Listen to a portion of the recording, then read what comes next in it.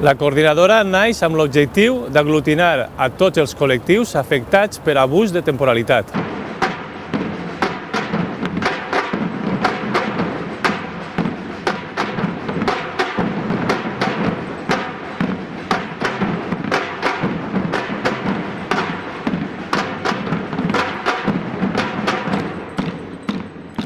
El Tribunal de Justícia de la Unió Europea va sentenciar el 19 de març del 2020 que les administracions públiques espanyoles havien abusat de la contractació temporal, ja que no es pot cobrir necessitats estructurals i permanents amb personal temporal. Esta sentència també dictamina que este abús en la contractació temporal ha d'implicar una sanció a l'administració empleadora i que esta sanció no pot ser la realització de processos selectius oberts, els quals no prevenen ni sancionen esta utilització abusiva de la contractació temporal.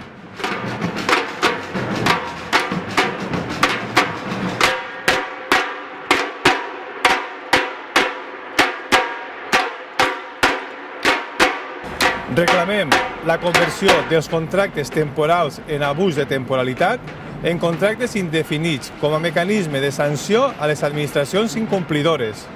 Per tant, exigim la suspensió de les OPEs fins que no es consolide el personal interí i laboral en abús de temporalitat.